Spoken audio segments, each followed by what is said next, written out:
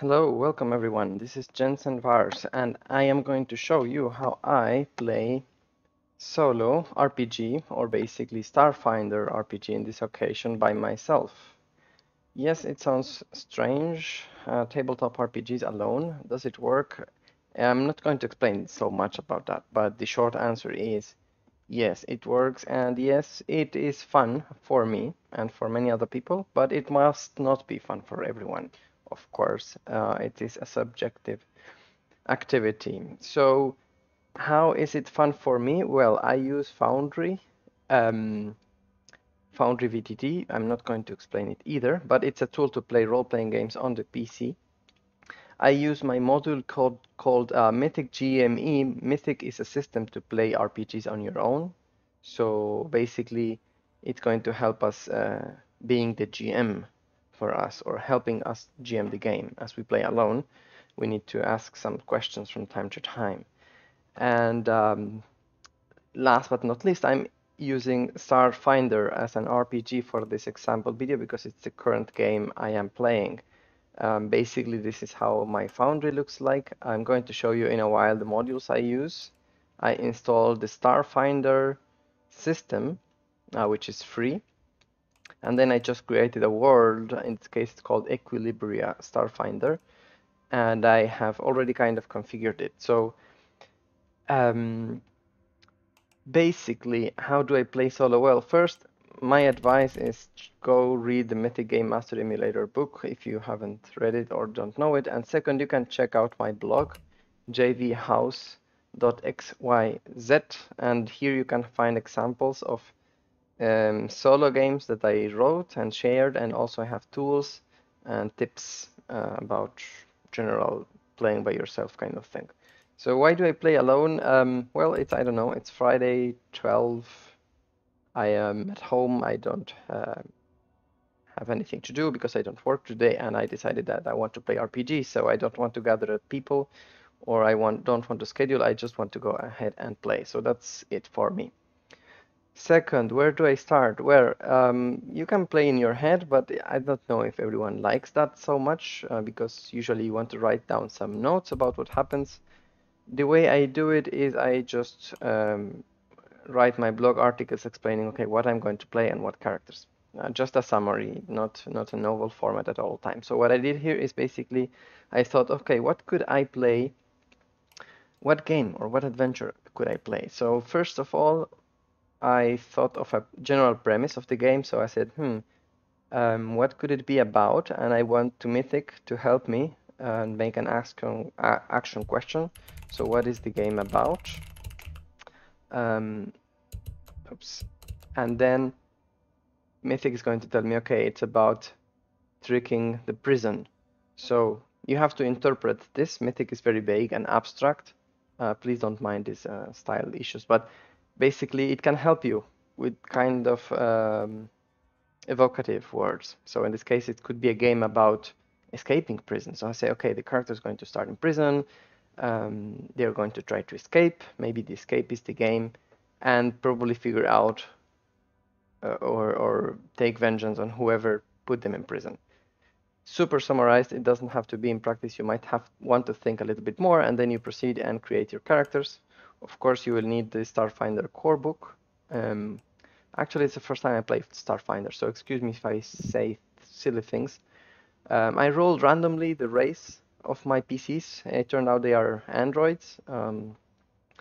So I decided two PCs actually to have a party of two players, and I created two androids that they're going to be struggling on a planet that hates androids and actually puts them to slavery work. So these two PCs are going to be agents of the FAA. It's a faction of the Starfinder system, it seems, that protects the rights of androids, of course. So I did the two PCs.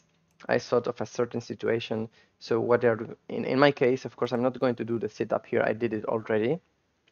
In my situation, they are going to try to smuggle a supercomputer into a planet, actually in a moon city, and they want to promote propaganda against the current system and also promote the androids' rights. So they are the smugglers. They want to get illegal supercomputer to the planet so they can reinforce their android colleagues and fight for their rights. So this is the premise I thought of, and then I created the PCs, everything as if I would play normally.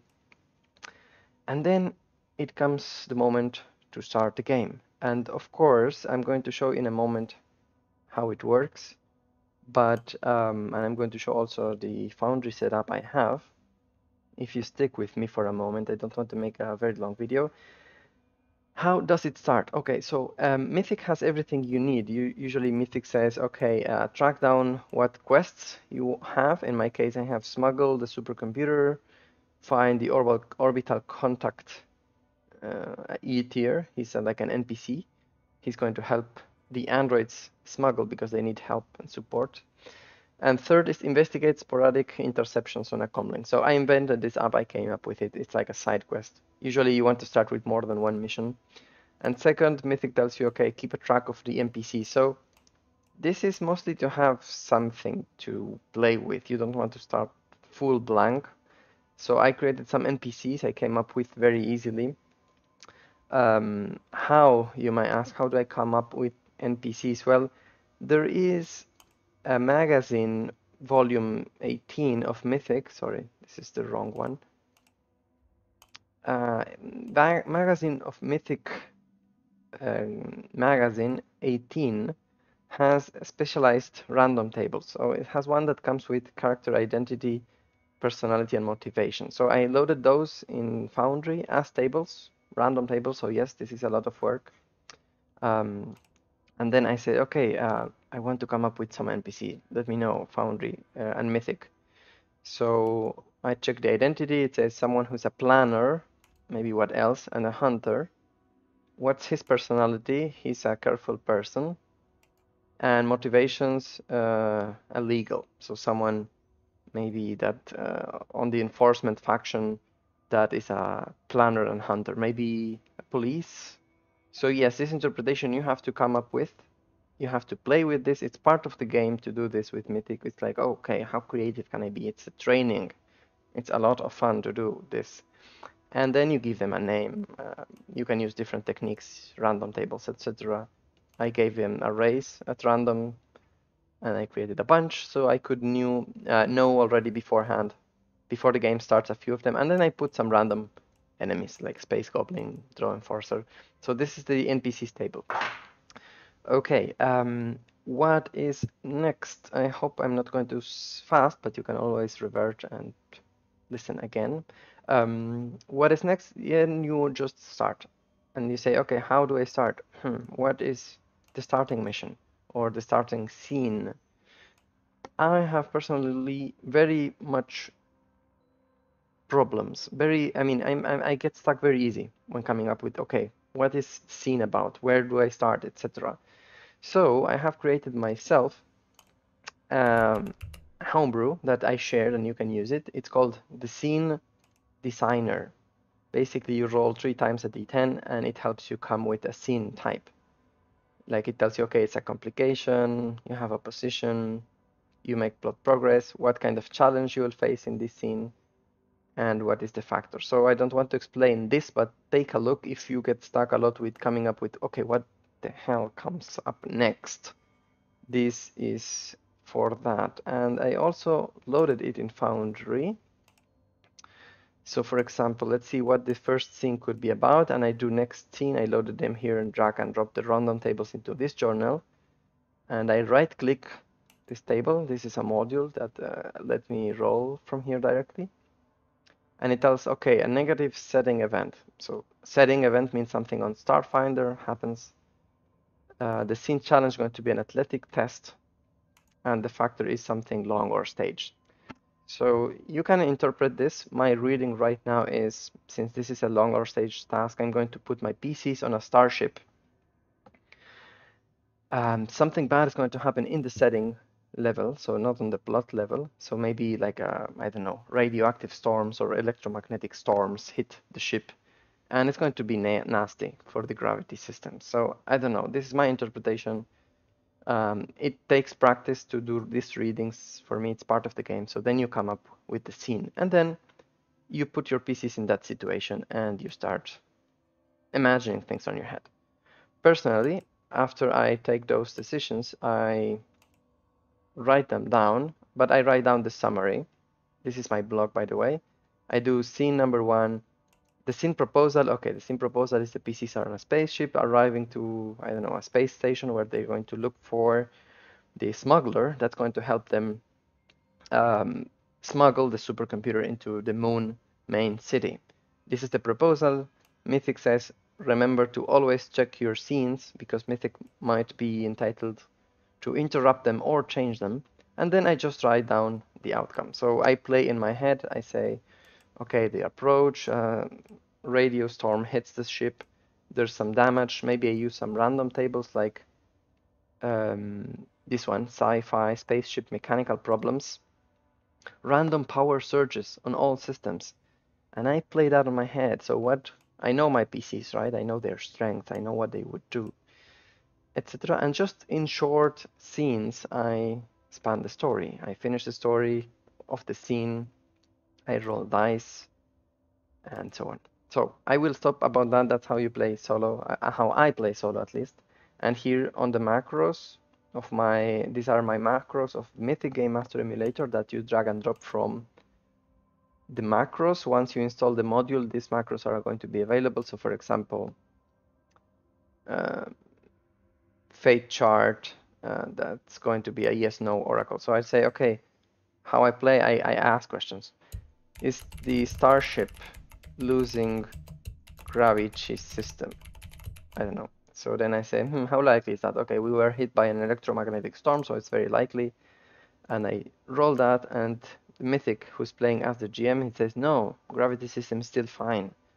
And so this is how I ask the virtual GM, and because I don't want to tell a story, right? I want to play. So some ask questions, delegate them. Mythic tells me what happens. And I roll dice, I do stuff. I don't know. So Starfinder, it's great. I'm not a pro, but it comes preloaded with stuff. So if I go to the compendium actors, I have characters, sample characters. This is fantastic. They're all preloaded, full stats, spell books loaded, the feats they have. You can click everything. You can read the prerequisites, benefits. It's fantastic. You get the items. All of the items are preloaded. The classes you just drag and drop to your character sheet. So for example, my character is a Solarian. I just drag and drop this Solarian class to my PC, and it automatically calculates the attribute changes. It gives automatically these abilities, and I have here all of the description loaded, all out of the box. I don't have to do anything. The races the same.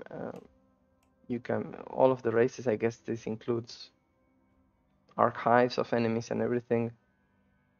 So it's all fully loaded. I don't know. I want to play a human. I just drag and drop the human race to the sheet, and physical description is there. I get everything about the humans, vital stats, size and type, the bonus feats. So character creation, once you know the rules, you don't have to learn them by heart, but because Foundry helps you a lot, it marks automatically the trained skills. The bonuses are auto-calculated. It calculates for you the saving throws, AC as you drag and drop equipment. So I have, for example, longsword, second skin, armor, the weight, the money, everything. Everything it's really cool. You just have to play around it, find where things are, like the spells, and you just play. Okay, so section number 3 is my modules, how I play. So what I have loaded here is the following modules. First, actor link indicator. Why? Because if I have monsters, let's say Hobgoblin Trooper,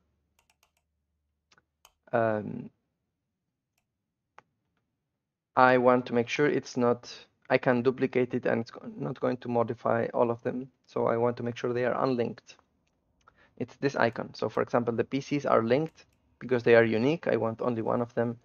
But for NPCs, I want to easily make sure they are not referencing the same token, so I can duplicate them safely, and if I change the strength of one of them, it's not going to change the other one. Convenience module, nothing new. Cleaner sheet, title bar, it gets me these icons on the top bar without text, so it keeps it cleaner. Clipboard image, because I like going to Pinterest, taking an image I like, and being able to very quickly paste it and have it. That's it. So that's a clipboard image. Collapsible journal section, it is this. All journals have this minus icon, so you can very easily, you know, compact things and have the titles. I think it's pretty cool. Compact compendium lists makes the compendium tab easier to read. Compendium folders, I think it gives these folders like journal entry. By default, you don't have these folders, actor item. I got used to it. What else? Dice so nice, 3D dice, because if I roll athletics, I want the nice dice roll over my screen. Dice tray, this bar here with dice, because I roll on random tables or whatever I want to know. Okay, roll a d4 on 1 or 2, the enemy is a hobgoblin, or 3 on 4 is human. 3 human, I don't know. Quick dice rolling. Excalidraw journals, this is very new. I did it, I recommend it if you like this kind of stuff. It allows you to have a whiteboard as a journal. Look how nice. I loaded some random tables around here. And you can take notes. Hey there. Blah, blah. And I love this. I love this to take notes while I play with friends. Also, when I play alone, I can easily make arrows and stuff like that. Yeah, very handy to take notes freeform. What else? FX Master, I don't use this much, but it's awesome. You can add rain and stuff like effects, weather effects, rain. It's nice. Game icons just gives me a bunch of icons. Journal scaler, this I think allows me to increase the font size with Control Plus. Yeah, so for us old people, we need to read bigger fonts. JV random packs, this is secret, you all won't find it. It is where I have all of my random tables preloaded. Sorry, it was a lot of work. Mythic GME tools, what I explained before. I have very quickly Mythic questions here. Hey, like, oops, sorry. Hey, what is going on today in the space station? And I check, and Mythic says, usurp allies. Oh, okay. Damn, this is bad. So we get to the space station, and there's just today, the day where a group of bandits are trying to take over or assault the space station, or maybe rebel from the inside. PDF Foundry, because I want to be able to load PDFs. Quick insert, this is a must, total must. You press Control Space and you look for a spell, like, I don't know, skill focus. Enter, and you read it. So absolutely a must, don't skip this. Next, roll table from sidebar and journal. So I'm not sure if you noticed, but I did this a few times already, where I have some journals that contain tables, random tables. So if I right click on them, it rolls automatically from there. So it's a convenience one. And also, if you go to the tables tab, you're going to see this icon. So you can roll them right away. Oh, I think they are missing the dice formula. Yeah, so you can roll them and from here without having to open them. I also created that one. I think it's nice. Sidebar, chat, and window resizer. You might have noticed that my sidebar is fat. This is default. But also, for example, if you open tables, you can resize this. Token frames and tokenizer. So this, it's cool. I love it. For example, you have this hobgoblin, right? It doesn't have a token. So I click here and opens this tokenizer. Oh damn, this video must be long already. I'm sorry about that. Add a layer, pasted images. You look for the image that you have or you want. Then you press on this guy image here. You clean up some dirt and mess. You put a frame, and the frames you can choose as well from this list. Totally awesome, right? So I want this one. I remove that other one. I can even adjust. And bam, that's it. Look at this nice hobgoblin now. Beautiful. That's the tokenizer. Turn marker. This is also nice because if you have a combat,